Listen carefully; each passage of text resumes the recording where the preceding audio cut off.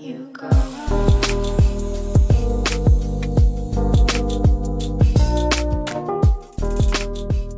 What is up, guys? I hope you're well. My name is Mark and today we're checking out some r/ProRevenge. If you're new here, please consider hitting that like, that subscribe, and maybe that notification bell. And let's get straight into today's stories. Much love, guys. Our first story is from someone who deleted their name. I had an office food thief, so I bought a nanny cam. A couple of things about me made it really suck to have a food thief. I have a lot of food allergies, so I can't get lunch at a cafeteria or at a nearby restaurant. I have a new baby who I'm breastfeeding and who I pump for when I'm at work. You know how hungry pregnant people are. Yeah, the caloric requirement for breastfeeding is 100 to 200 calories higher. I am always hungry. Because I have a new baby, half the time I don't manage to show up at work with lunch. I either run out of time to pack one, or if I did remember, I leave it on the counter. My solution to all this was to leave lots of non-perishable snacks in my office, and also a lot of candy, because I have a 3-year-old, and therefore work in the only place I can shovel Skittles into my mouth without a little hand extending to my field of vision and a little voice saying, "Please?" Snacks that were specifically free of my allergens, some of which were specialty foods because of this. The type of specialty food that just doesn't taste as good as food that contains the allergen and also costs twice as much. Because I'm not getting a lot of sleep right now, I deserve nice things. So, because I'm not getting a lot of sleep right now, when I first came back from maternity leave, assembled my snack hoard and started having things go missing, I genuinely thought I was just losing my mind. Boxes of candy would run out faster than I thought I was eating them. I'd come in the morning and things wouldn't be where I left them. At one point, I brought a bag of chips to work, folded the rim of the bag down so I wasn't plunging my arm elbow deep into a grease pit, and then put a bag clip on it when I went home. And when I came in the next morning, the bag was unrolled and re-clipped. I went, wow, I must have been more tired than I thought. Rolled the bag back down, and the next morning it was unrolled again. Just things like that, almost every day, that made me go, wow, the post-baby brain is worse than I thought. And then I got the flu. I got the flu and I was out for a whole week. Left behind at the office was almost a full box of Enjoy Life cookies, which are not enjoyable but are free of all major allergens, and are also $5 a box for like 12 sad little sand pies with some cinnamon on top. I ate one row of these cookies and then I was out of the office for a week. For 1 week I was not eating any of my snack hoard, but someone else was. Because I came back to work, opened my box of cookies and found one. There was one single, solitary cookie left. And, on further examination, the one box of candy that had been opened was nowhere to be found. And on top of that, the thief had done me the courtesy of opening a new box for me, except that they actually followed the push here to open instructions instead of just ripping one end of the box open like I do, which they should damn well know at this point, because by this time they've been stealing from me for 2 goddamn months. The combination of these two things, the sheer freaking audacity it takes to open a new box so you can continue stealing from someone else, on top of the consumption of almost a whole box of specialty cookies that aren't even good, enraged me enough that, after going to my boss and getting some vague promises about checking the security cameras in my wing of the building are functional or not, I went straight to Amazon and ordered myself a nanny cam. Not for my baby, for my snack hoard. Conveniently, it arrived on the day before Valentine's Day. I set it up on top of the filing cabinet looking down at my desk. On the desk, I laid out a fantastic spread of bait, snacks. I got all my thief's favourites, and then I took one step further. I bought myself a Valentine heart, broke the seal to make it more inviting, and left it out on my desk. The next morning, I came into some very obvious snack carnage. My thief had slowly been getting more brazen. Again, who opens a new box of something and opens it differently than the person they are stealing from? But this was just on another level. Individually wrapped things had been dumped out of their boxes, bits of packaging had been thrown away, and yep, they had eaten some of the Valentine candy. For shame, office thief, don't you know that's from someone who loves me? I played back the video. All was quiet throughout most of the evening, and I was just watching the shadows lengthen as the sun slowly set through the hallway window. And then, shortly before midnight, the janitor arrived and went right ahead and took a 12-minute break in my office, sitting in my chair, eating my food. I started taking screenshots. I got him shoveling candy into his mouth with his full palm to lips intensity, pouring things out onto the desk to pick his favourite flavours, not even bothering to put them back where he found them, and yes, eating my goddamn Valentine's candy. Screenshots went directly to my boss in email. I went directly to my boss's door to hover and grin and ask if he'd read my email, and I got assurances of strongly worded email to the cleaning company and the barring of this particular employee from our place of business. I was also, tactfully, asked to please take my unauthorised spy camera home, which I did. I thought this was over until the girl who works the concession stand dropped by to thank me. Apparently, the food thief would start his shift just as she was closing down for the night and would try to get a free coffee in that creepy guy way. And then one of the reception staff came by with the same sentiments. I'd never met the guy face to face, but apparently, as a woman, it was not a fun experience to have. I'd shown my screenshots to a few co-workers, whose eating OP's food had become office gossip at this point, and word had spread fast. I worked an earlier shift, so I didn't recognise him, but people whose shift overlapped with his did. I hadn't told my husband about what I had done, because when I came home raging about the blatant theft that had gone on while I had the flu, his only response had been, "You really shouldn't be leaving food at work then." But when I came home with the nanny cam and explained where and why I had gotten it, his reaction surprised me. He said, "You know, I think this is the first time I've seen you stand up for yourself. I'm proud of you." And you know what, Reddit? I'm proud of me too. And I think I can speak for us all. We're all proud of you. And our next story is from Mountain Trekker. Threatened to beat up my roommate. Enjoy failing your class. During my second year in college, I lived with 3 friends in a house that had another 4 guys living on the other side of the house. The 2 sides of the house had a lot of mutual friends, as my roommates had known them from high school. So we had tons of parties together during the year and got along pretty good, until a few months before final exams. Each side of the house had its own electric, water and cable bills, which we paid separately. I always handled our bills and paid them each month, but our water bill was actually in my roommate's name. I'll call him Bird. So one day the biggest turd on the other side of the house, Ledouche, who handled their bills, walked into our house when I wasn't there and confronted Little Bird, saying that we owed him over $500. Apparently their water bill each month was about $125 and ours was $40 to $50. Ledouche thought that there had to be a mistake in the billing, so we should split the bills down the middle. After I was told about this confrontation, I contacted the water company and asked about the billing. I was told over the phone that the bills were specifically split up to each side of the house, but a person would come out to check the water meters.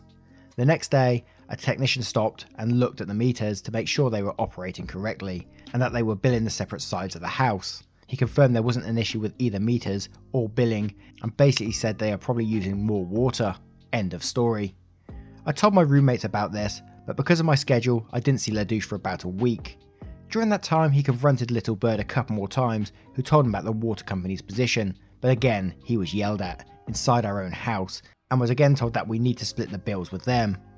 Then the weekend comes. My roommates and I head to a house party hosted by some mutual friends. At some point during the party, I was in the front yard when a friend runs up to me and says Ledouche is trying to fight with Little Bird. We run to the backyard, and through about 50 people, I can see Ledouche, with his roommates behind him, in the middle of the circle pushing Bird, yelling that he owes him money, and him throwing him onto a beer pong table, where he held him down, saying that he was going to beat Bird's ass. I nearly lose my mind as I see this, and immediately grab Ledouche, saying a few choice things, and shove him away. I wanted to do more, but it wasn't worth it. Yet. So Ledouche and I actually had a class together. We weren't friends, never sat together, and since the whole water bill incident we never even looked at each other in the 500-person lecture. He always sat with one of his roommates, and I sat with one of my best friends, Rose. As the water bill fight somewhat subsided and the financial exam got near, Ledouche and his roommate started to act more civil, and would even make small talk to Rose and I in the hall about the final worst 75% of the grade. Topics to study, blah blah blah. They knew Rose and I had A's in the class. It wasn't a very difficult class, but I enjoyed it and actually studied quite a bit, and knew I'd probably get an A, and maybe I had let Rose cheat off me on the first test. I told Rose I had a feeling Ledouche and his roommate were up to something, since they were being so nice, and I expect them to try and cheat off us, so I came up with a plan if they tried. Now the format of this test is important. It was a packet of questions with the answers A, B, C, D listed vertically, and then you transfer the answers to the bubble Scantron, which is another sheet of paper that gets put through a machine. Not sure how familiar people are with it. With this format, I told Rose that I would circle an answer. She would look over and circle the same answer with a big circle, ensuring that everyone looking could see. We would do this with the entire 100 question final before marking our answers on the Scantron. The key to the revenge plan was the actual answer was always going to be the answer directly below the circled answer. So if we circle A, the answer we would put on the Scantron is B. If the circle answer is D, the answer we put is A. For a few days I kind of thought I was being weird and crazy to come up with this plan, because there is no way this guy actually thought he would cheat, and I was blinded by anger. Either way, when the day of the final exam came, we got to the room early and I sat on the far right seat of a row with Rose to my left. Guess who strolls in and decides to sit next to us for the first time all year, after he threatened to beat up my best friend a month before? Oh yeah, LaDouche. Dude had no shame and snuggled right into the seat next to Rose with his roommate next to him. Rose and I could barely believe it, and had to use some serious composure before the test started. The two of us operated like a well-oiled machine. We circled our answers large, and at the end we went back through and marked the correct answers onto the Scantron. During the test, we could both see LaDouche and his roommate leaning and copying our circled answers. Unreal. Fast forward to summer break and LaDouche's roommate came over to our side of the house when he saw Rose was there with me. He opened up a beer and chatted for a bit, and he finally got to what we were waiting for. So how did you guys do on that test? I remember looking at Rose and saying something like, I don't remember exactly, but I know I ended up with an A in the class, and she chimes in saying, yeah, that sounds about right because I got a 92 in the test. The look on his face told us everything we needed to know, and mumbled out, really? LaDouche and I both failed and have to take the class again. Haha. Eat that, LaDouche. Our next story is from Spartan654. Delivery driver gets his karma twice. So this happened a few months ago and I decided it goes here. I was driving down a small country road with a 45-mile-an-hour speed limit that some choose to ignore, and coming up behind me was a standard work truck. I won't name names, but it is a popular automotive parts store delivery truck and got right on my bumper. I'm not in a tiny car, but it's a sedan, and he was so close all I saw was the grille and hood in my mirrors. While I stayed doing the speed limit, after about 3 minutes, he decided that a sharp curve was the perfect time to pass me, and surprise surprise, there was a car coming after the curve. He swerved at me and I slammed the brakes, nearly missing his bumper. Thankfully I had all this on dashcam, front and back. I got home later and got the footage on my laptop and called their 1-800 number with his plate number and his truck number. The woman I spoke to was super apologetic and she asked me to send her the video. She watched it while online with me and she immediately asked if she could put me on hold. I said yes, and a few minutes go by and she gets back and brings me someone else on the line. The local store manager of that driver. She had sent him the video and the manager apologised a ton and promised me right there and then that employee was terminated for that behaviour. A few weeks go by and I don't hear anything till a friend of mine on Facebook sends me a link. The driver that was fired managed to get my name from his HR or manager or something and was trying to find me in real life because he lost his job and made a video wearing his work uniform threatening violence on me because of everything. I went to my local PD station about it and showed them the video and explained everything and was told I needed to speak to that company again because they let my name get out. I called them and told them everything that was going on and was told I'd get a call from their HR department within 2 to 3 business days. Literally 6 hours later, I received a call from some higher up HR person with one of their legal team on the phone. They wanted me to sign a document saying I won't publicly go after them or give them negative PR if they sue him for me and get a restraining order and everything on this guy for what he threatened. They even offered to have a lawyer of my choosing go over it with me at no cost to me and sign it and have them handle it. Another few more weeks go by and that friend on Facebook, he knows that guy's family or something, said that the dude's mum posted some sob story that her son is going through some expensive court case that he likely won't win because the other team has over 10 lawyers. So not only lost his job, but then tried to fine me, only to have his ex-employer sue him. Lol. Our next story is from Coppo93. Bad roommate / enough is enough. A few years ago, when I was in my early 20s, I moved in with a friend. We'll call him Bob. Bob was a bit of a heavy drinker and partier, but mainly did so outside the house, so it was really no inconvenience. It was me and my, long since ex, girlfriend also living there. I'd lost my job and been out of work for a while, not for lack of trying, in this very small town with not much to do for work. Bob worked 2 jobs, he loved money and alcohol so much he didn't mind if he hardly had a life to get to enjoy it, and my girlfriend worked in a nursing home during the day. I felt pretty worthless since I was no longer the breadwinner anymore, but did what I could to help out. I got food stamps to take on the food situation for the household, cleaned, cooked, did whatever I could to keep anyone needing to do a thing once they were done working for the day. It was literally the least I could do, given the circumstances. About a month or two into our living arrangements, Bob suggests his old high school buddy, we call him Dick, move in. Bob explained that he worked on the boats and he would be gone for a month at the time and back for 2 weeks.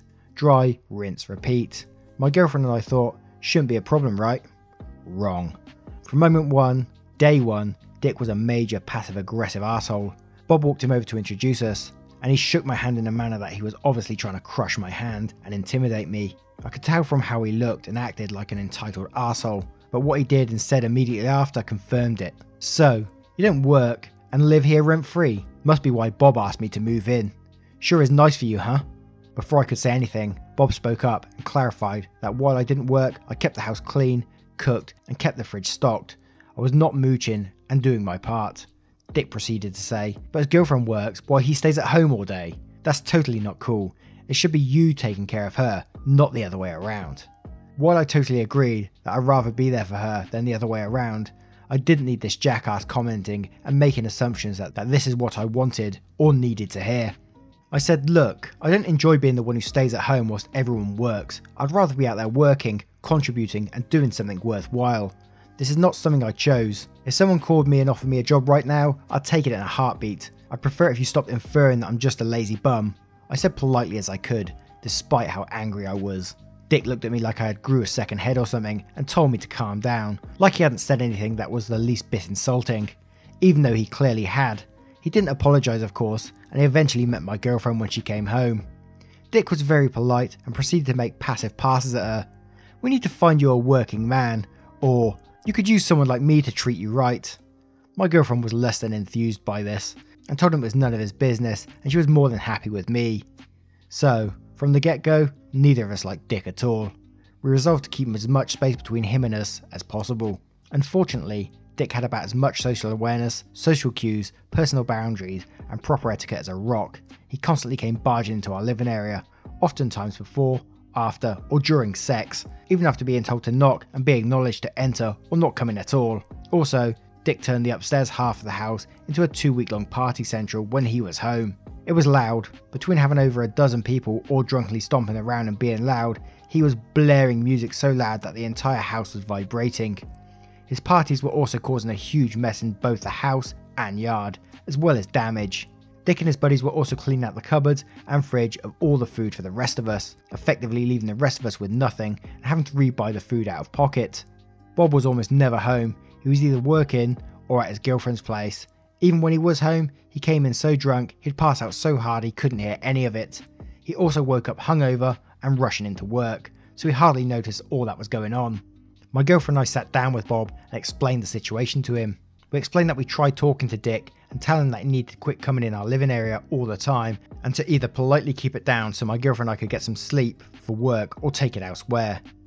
We told him about the food, the major mess he was making and the damage to the house.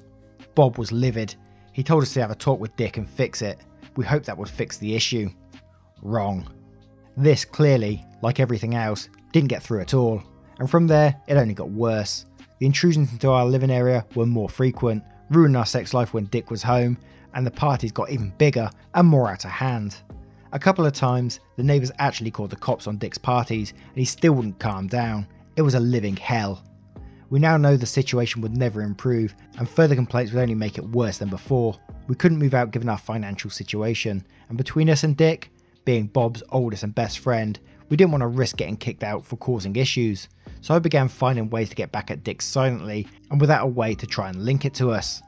Firstly, he had to do his laundry downstairs since that's where the washer and dryer were located in our living area. So whenever he had to put his laundry in the dryer, I'll stop and pee in it before starting it up. All his clothes and bedding smelled like straight up piss and he couldn't figure out why. Dick wasn't the sharpest tool in the shed. Secondly, whenever Dick was gone, I'd go upstairs and dump out 75% of the alcohol out and replace it with water. This reduced how loud and rambunctious he'd get, with the added bonus of having to go out and get more alcohol in the middle of the night. Effectively, we cut down the disruption by 50%, but it still persisted. Thirdly, I would also, just for fun, put his toothbrush in the dirty toilet water while he was out and put it back. Dick started complaining that he constantly tasted his shit every time he used his toothbrush, and they couldn't understand why.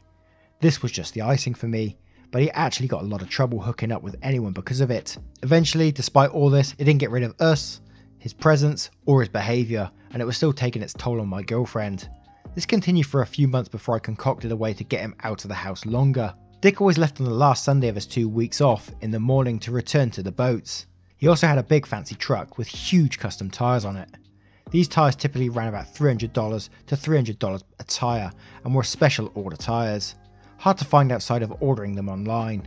So I started putting nails under a couple of his tyres before he left, so they'd puncture his tyres when he left, but they wouldn't go flat immediately. He'd also get to the boats fine, but his tyres would be flat. Dick would have to stay a week or even 2 whole weeks special ordering or tracking down new tyres while he was stuck in town. He was in a hotel. My girlfriend and I would either have just 1 week of misery or the whole thing being peace and quiet. It was glorious. This finally continued for about 2 or 3 months before Dick finally couldn't take all his misfortune anymore. He told Bob he was moving out when he got back, and that was because everything was going wrong since he moved in.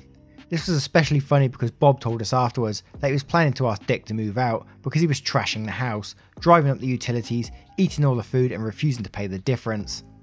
Dick finally showed up a week late from the boats because of the tyre situation, so there was no time for him to relax. Between finding somewhere to put his stuff, somewhere to live and move everything, this took him all of his final off week to do. Finally, on his last day, Dick came busting into our room and started being rude and saying that he was leaving because everything had been going wrong and felt off since he moved in, clearly wanting sympathy or something. We just nodded and said that's tough while going about our business. Dick just kept going on and on about everything, despite the fact that we weren't paying him any attention, and you could clearly see that we didn't care about anything he had to say. Finally, we both got fed up and looked him dead in the eye and told him he had been a terrible roommate who had no respect for anyone and that he deserved everything that was happening to him, plus some. He stormed off and we never saw him again. Bob did tell us that he'd been couch surfing since he moved out and nobody would let him stay because of his behaviour. It was glorious and it brought a smirk to my face every time I heard it. I've long since moved out and no longer with that girlfriend, and my life is a much better place. I lament to myself, maybe I was being too underhand and vindictive.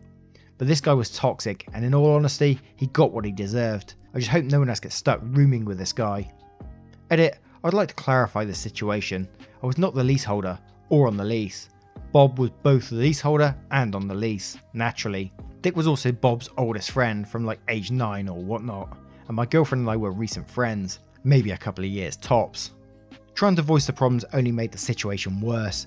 Escalating the situation would not do the same and could potentially find us without a place to stay, period. Our financial situation was not such that moving out was even an option. I'm not proud of what unfolded, and if there were a better solution to the problem, I'd have taken it. Unfortunately, there was little to be done about it in a legal and face-to-face scenario. Also, Dick did massive damage to the house. The front porch guardrails had all but been ripped off and thrown in the yard. The upstairs carpet, which was originally an off-white colour, was now brown/borderline black from spilled drinks, food, vomit and whatever else you can imagine. You couldn't walk on the carpet without your feet sticking to it. Dick also completely ruined Bob's furniture too. His couch was originally a light tan colour and it was similarly stained and pocked full of cigarette burns. The end tables and coffee table were chipped and cracked and so unstable they literally fell apart if you bumped them hard enough. The upstairs was a literal cesspit. It smelled absolutely horrid and trash. Food and dirty everything was strewn everywhere. It took an entire day or two to clean up after he went off, and that was my job. So I'm not saying it justifies everything I ended up putting him through, but the crime justified the punishment. And for all the flack I get for the toothbrush thing, my dad had this saying he had for people who like to talk or stir up shit. It goes, "Do you taste all that shit coming out your mouth, or are you just comfortable with the taste now?" I felt that, considering all Dick had said about me and my girlfriend. None too quietly behind our backs and directly to our faces. It was time he actually tasted it for himself. As for the outcome, Dick realised his fast, loose and loud lifestyle only afforded him conditional friends. Sure, they partied when he had somewhere to do it, but they had the decency and common sense not to do it in their homes. Hence, Dick was lucky enough to get a couch to crash on from time to time. Unfortunately for him, his party drive took hold, and whenever he was alone in their places, Dick foolishly tried to throw the party. He was promptly thrown out the door. Dick burned down all his friend bridges and shortly thereafter started going to stay in hotels and motels in the area. He quickly got blacklisted for trashing the rooms and partying loudly throughout the night.